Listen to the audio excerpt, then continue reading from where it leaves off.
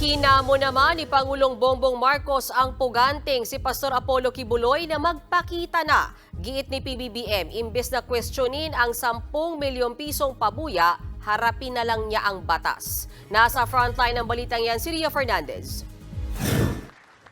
Kung si Pangulong Bongbong Marcos ang tatanungin, wala siyang nakikitang mali sa 10 milyong pisong pabuya na inanunsyo kahapon ni Department of the Interior and Local Government Secretary Benhur Abalos para sa makapagbibigay ng impormasyon sa kinaroroonan ng puganteng si Pastor Apollo Kibuloy. He is a fugitive. He is hiding from the law. Now, if there are private citizens who want to assist the government in that effort to bring him to justice, I do not see what is any. So he can question their motives as much as they want. Kinwestiyon ng kampo ni Kibuloy ang pagtanggap ng DILG ng donasyon mula sa mga pribadong individual para sa 10 milyong pisong pabuya. Wanted si Kibuloy sa mga kasong child abuse and exploitation at human trafficking. Kailangan din daw isiwalat ng DILG kung sino ang nagbigay ng reward.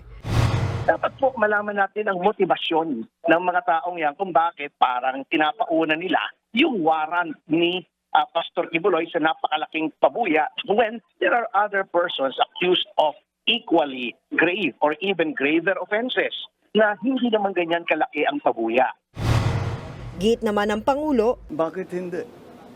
They want to help us bring a fugitive to justice. You know, he is a fugitive. He is hiding from the law. hamon pa ni Pangulong Marcos kay Kibuloy, Magpakita siya. I question his motives. Let me question his motives. Bakit lagi kaming kine-question? Sinusundan lang namin ang batas. Sundin din niya ang batas. Yun lang. sinigundahan naman ito ng Department of Justice. Let's put it that way, with or without the incentive, the community should really help to give the accused a chance to clear his name in court, where due process will be observed to the hilt, consistent with the constitutional guarantees. Dagdag pa ng DOJ, maituturing na obstruction of justice ang hindi pagsiwalat ng mga nalalaman sa kinaroroonan ng isang pugante. Matatanda ang sinabi ni dating Pangulong Rodrigo Duterte na alam niya kung nasaan si Kibuloy pero hindi niya raw ito sasabihin. Ayon naman kay dating presidential spokesperson Attorney Salvador Panelo, nagbibiro lang ang dating Pangulo. Nagbabalita mula sa Frontline, Ria Fernandez, News 5.